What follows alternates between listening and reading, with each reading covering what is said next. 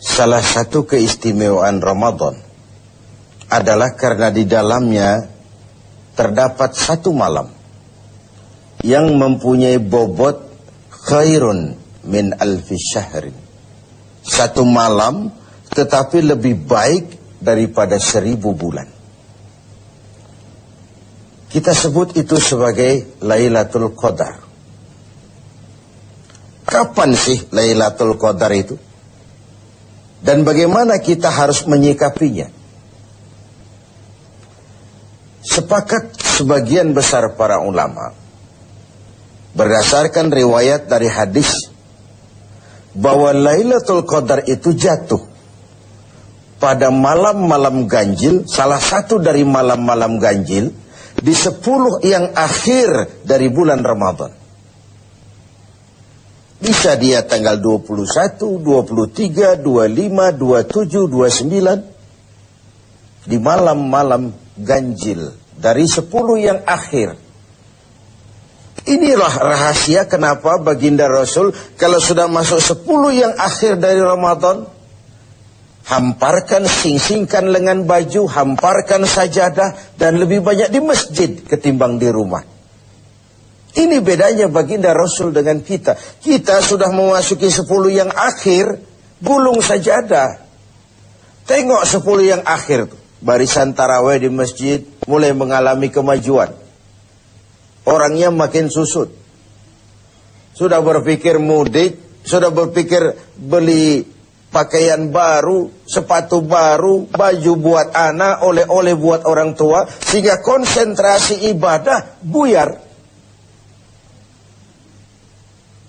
10 yang akhir Rasulullah sing-singkan lengan baju, hamparkan sajadah, lebih banyak di masjid ketimbang di rumah.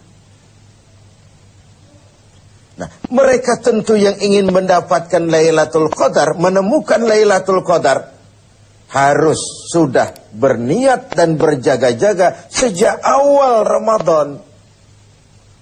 Jadi tidak bisa pakai ilmu untung-untungan. 20 Ramadan tidak tarawih, 21 berangkat ke masjid, 22 libur lagi, 23 masuk. Kenapa? Wah, ini malam ganjil. Tidak seperti itu moralitasnya. Dia berjaga-jaga sejak awal Ramadan untuk mendapatkan Lailatul Qadar ini. Bagaimana kita harus menyikapi Lailatul Qadar ini? Tentu kita harus melihatnya dari sisi betapa rahman dan rahimnya Allah itu. Maha kasih, maha penyayang, maha pengampun, maha menerima taubat. Umat-umat terdahulu sebelum kita diberikan umur yang relatif panjang. Nabi Adam 2000 tahun. Nabi Nuh 950 tahun. Rata-rata umatnya ya sekian itu umurnya. Jadi secara hitung dagang, kalau 300 tahun mereka bergelimang dosa, kan masih punya stok 400 tahun untuk bertaubat. Umpama hitung-hitungannya harus begitu. Kita umat Nabi Muhammad ini, umat terakhir ini, diberikan umur yang relatif pendek. Bahkan kalau mencontoh kepada Rasul, 63 tahun beliau wafat meninggalkan kita semua. 63 tahun. Taruhlah kita seperti itu. Kalau 40 tahun kita bergelimang dosa, sisa umur cuma 33 tahun, ditebus dengan taubat seperti itu, kan belum seimbang neracanya. Apa dosa lalu harus tidak terampuni? Apa tidak ada peluang untuk melakukan pemutihan terhadap seluruh kesalahan yang pernah kita lakukan? Dari sisi inilah kita melihat makna Lailatul Qadar. Allah yang maha pengasih, Allah yang maha penyayang, seakan tidak langsung saja bilang, "Hei umat Islam, sekalipun umurmu relatif pendek, kau jangan pesimis, kau jangan skeptis. Sekalipun begitu banyak kesalahan kau lakukan, dosa kau tumpuk, dan umurmu relatif pendek, jangan sedih. Aku berikan kepadamu waktu dan tempat yang punya nilai spesifik. Waktu dan tempat yang punya nilai istimewa. Tugasmu memanfaatkan peluang yang diberikan itu. Itu sebabnya ada penggandaan nilai pahala. Sholat berjamaah pahalanya 27 kali lipat daripada sholat sendiri. Beribadah di hari Jumat mendapat tambahan pahala. Sholat di Masjidil Haram di Mekah 100.000 kali pahalanya ketimbang di masjid-masjid biasa. Itu tidak lalu berarti sudah sholat di sana lalu berhenti lagi sholat di mana-mana karena merasa sudah banyak stok, sudah punya banyak devisa. Bukan itu pengertiannya. Ada ruang dan waktu yang punya nilai istimewa. Kalau kita pandai memanfaatkannya, maka nilai lipat-kelipatan dari ibadah kita itu diberikan oleh Allah Subhanahu wa ta'ala. Itulah sebabnya Allah menyediakan ada bulan istimewa Ramadan, ada hari istimewa Jumat, ada waktu istimewa sepertiga malam yang akhir, ada tempat istimewa Arafah, Mina, Multazam, Raudhah, Zamzam. Ada waktu yaitu Lailatul Qadar. Satu malam lebih baik dari 1000 bulan. 1000 bulan itu kan 83 tahun. Dan jarang orang sekarang yang mencapai umur 83 tahun.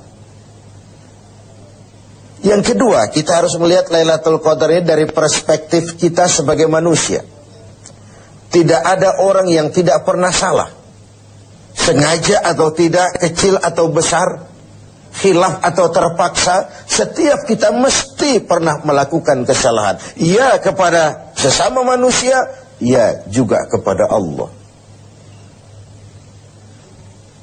Salah kita kepada Allah, kita bertaubat langsung kepadanya. Sampai-sampai di hadis kursi dikatakan, "Lau amiltumul khataya hatta mala'atis sama, thumma nadimtum fataballahu alaikum." Kalaupun kamu berbuat dosa, penuh langit dengan dosamu, kemudian kamu menyesal, bertaubat, Allah pasti akan menerima taubat kamu. Lalu bagaimana sih taubat yang sebenarnya itu? Kata para ulama, taubat yang sebenarnya itu pertama, meninggalkan perbuatan jahat. Yang kedua, berjanji tidak akan pernah mengulanginya lagi. Yang ketiga, menyesal pernah melakukannya. Inilah 3 syarat utama. Pertama, meninggalkan perbuatan jahat itu. Bertaubat dari minuman, tinggalkan total. Bertaubat dari judi, tinggalkan total. Bertaubat kepada Allah dari melakukan maksiat, tinggalkan secara total. Meninggalkan perbuatan jahat. Dan total, tidak angin-anginan. Yang kedua, berjanji tidak akan mengulanginya lagi. Tidak akan pernah lagi saya berjudi. Tidak akan pernah lagi saya berzina. Tidak akan pernah lagi saya mencuri. Berjanji tidak akan mengulangi. Dan yang ketiga, menyesal telah pernah melakukan itu. Bukankah kadang-kadang kita berkata, saya sekarang sudah tua, dulu waktu muda saya sudah puas. Bukan menyesal, puas. Sekarang saya sudah tua, dulu waktu muda sudah puaslah saya. Sudah pokoknya sudah puas. Bukan puas yang diminta. Menyesal, kenapa dahulu begitu? Kenapa telah melakukan itu? Inilah makna taubat yang sebenarnya. Pemirsa TV7 yang berbahagia, orang yang beribadah Ramadan dengan baik, melaksanakan taubat dengan benar, diterima taubatnya, pantas dia keluar dari Ramadan, masuk 1 Syawal, pantas jika ia masuk dalam golongan minal aidin wal faizin. Masuk dalam golongan orang yang kembali. Kembali kemana? Kembali kepada fitrah. Suci, bersih. Seperti bayi baru dilahirkan oleh ibunya. Tidak punya dosa kepada Allah. Lantaran sudah dilebur oleh ibadah dan taubatnya di bulan Ramadan. Wal faizin, dan termasuk ke dalam golongan orang-orang yang beruntung. Tidak dalam artian yang materialistis, tapi dalam artian memperoleh keberkahan dalam hidup dan keberuntungan di dunia, lebih-lebih di akhirat nanti. Inilah Ramadan, di mana kita selalu mencari nilai tambah dari setiap amal yang kita lakukan. Karena umur yang diberikan relatif pendek.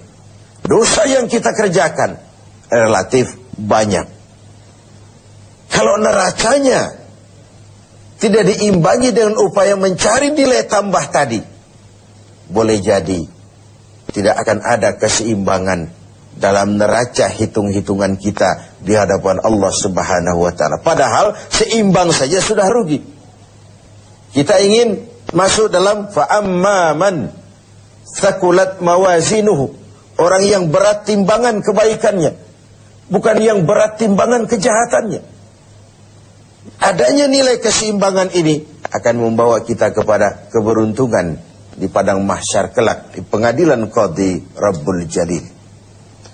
Oleh karena itu, dalam setiap langkah di Ramadan, mengisi Ramadan ini, kita tetap berupaya mencari nilai tambah dari suatu amal. Dan amalan itu, bagaimanapun baiknya sudah kita kerjakan, tetap mengacu kepada fa'idha faraghta fansab. Kalau sudah selesai kau kerjakan satu perbuatan, sing-singkan lengan bajumu, bersiaplah untuk tugas berikutnya. Tidak ada puas, tidak ada prestasi puncak. Bagaimanapun baiknya sudah yang kita lakukan, dia hanya awal menuju ke arahnya.